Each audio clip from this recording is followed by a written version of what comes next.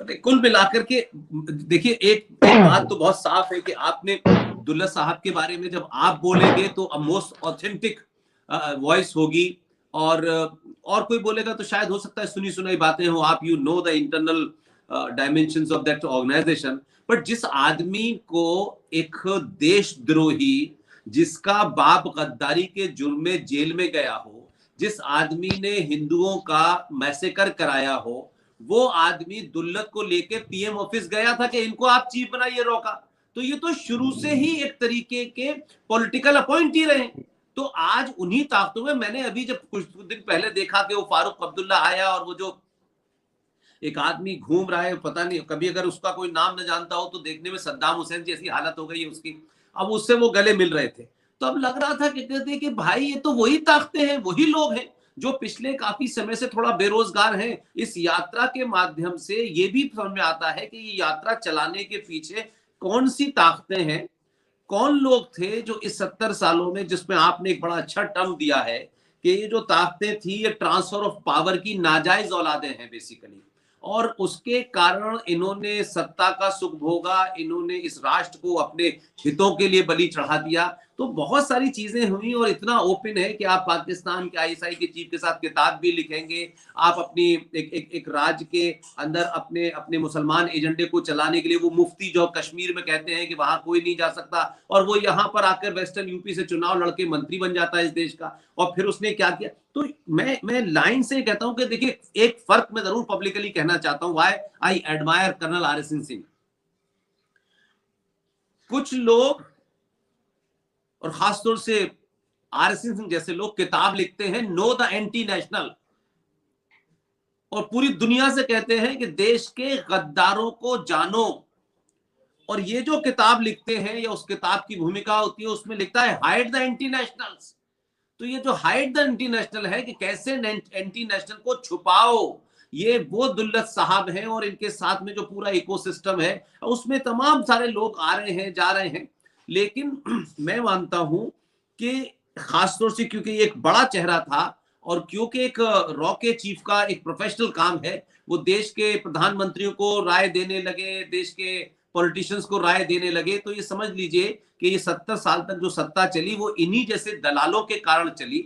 और इसीलिए इस देश के अंदर 1947 से लेकर के कितने मैसेकर हुए, कश्मीर में हुए, बंगाल में हुए, आसाम में हुए, कोई बोला नहीं आज तक। और मैं तो आपसे कह रहा हूं कि जब आप ये कह रहे थे कि कश्मीर में जो मैसेकर हिंदुओं का हुआ उस पे नहीं बोले, अरे मैं कह रहा हूं कि जब ये गले मिल रहे थे, जब ये यात्रा में चल रहे थे, उस वक्त क्या कहते हैं, जम्मू के अंदर आइडेंटिटी कार्ड दिखा दिखा के हिंदुओं को मारा जा रहा था। तो ये एक नैरेटिव है कि हिंदू की हत्या हो जाना, और खासतौर से अगर मुसलमान जो करता है हत्याएं, उसको तो इतना सेकुलराइज करने की कोशिश करी जाती है कि जैसे कोई बात ही नहीं है, और कहीं गली कूचे में कोई एक मुसलमान मर जाता है तो अंतरराष्ट्रीय इश्यू बन जाता है। तो अब पता चलता है कि आपने जो किताब लिखी थी नो द एंटी नेशनल, ये किस किस शक्लों में, किन किन इलाकों में, किस किस फील्ड में शामिल है। और जैसे ही इनको लगा, क्या कहते हैं, कि अब हमारा जो है अस्तित्व समाप्ति की तरफ बढ़ रहा है, तो एक यात्रा के माध्यम से उसमें तमाम सब लोग आ गए। एक वो है जो बहुत अच्छी अंग्रेजी बोलते हैं, बताया जाता था वो यूएनओ से आए हैं, बड़े ज्ञानी हैं, और उन्होंने जो किया, अगर इस देश में साधारण तौर पे किसी की पत्नी की जिस रहस्यम तरीके से हत्या होती, तो वो शायद आदमी इस समाज में कहीं खड़ा ही नहीं होता। लेकिन बेशर्मी का पैमाना देखिए कि वो उस पार्टी का अध्यक्ष का चुनाव भी लड़ना चाहता था, अब वो ज्ञान भी दे रहे हैं दुनिया में। और इस पूरा जो समाज जो क्रिएट किया है ट्रांसफर ऑफ पावर वालों ने, इसमें सब चलता है। सो वॉट, सुनंदा मर गई तो मर गई, खत्म हो गई कहानी, उसमें इधर उधर हचप हो गया, बस खत्म हो गई कहानी। अगर एक साधारण घटना होती तो आज वो आदमी जने कहां का कहां होता।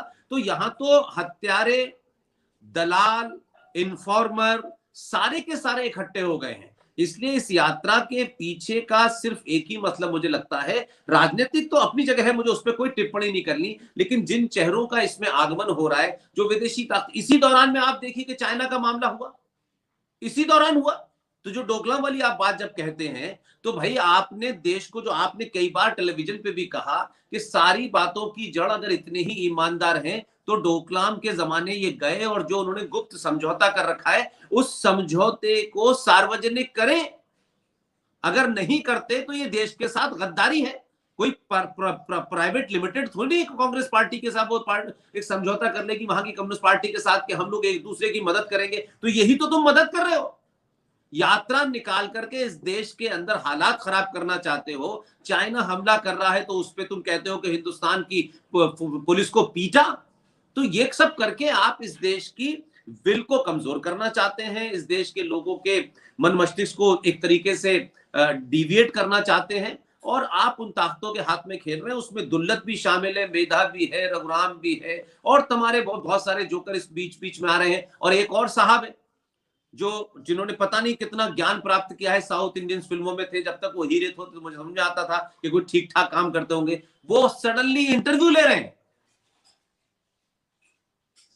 और उनका इंटरव्यू का भी कमाल की बात है कि वो कहते हैं कि भारत में दुनिया में पहला आतंकवादी गॉड से था, क्योंकि उनका भी एक नैरेटिव है, उनको साउथ की पॉलिटिक्स करनी है। वो अब कुछ नहीं मिला तो वो यात्रा में चल नहीं सकते, तो उन्होंने कहा इंटरव्यू ले रहे हैं।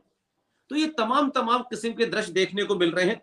लेकिन सिंह साहब, मुझे खुशी है कि आपने कम से कम ये जो दुल्लत साहब थे, इनका पूरा चरित्र, इनकी पूरी बैकग्राउंड, इन्होंने क्या क्या किया, कैसे किया, ये देश के सामने इसलिए जरूरी है कि आज समय आ गया है कि जब आप बार बार कहते हैं कि नो द एंटी नेशनल गद्दारों को जाने, तो किताब से भी जाने। और आप जब बोलते हैं तो उसमें बहुत सारे ऐसे पॉइंट्स और ऐसे फैक्ट्स आ जाते हैं जो कभी कभी मुमकिन नहीं होता किताब में किसी को इतना डेल्व करना। लेकिन नो द इंटरनेशनल में तो आपने पूरे देश के अंदर अलग अलग, चाहे वो विश्वविद्यालय हो, सिनेमा हो, पार्टीज हो, कहाँ कहाँ लोग किस तरह से ऑपरेट करते हैं।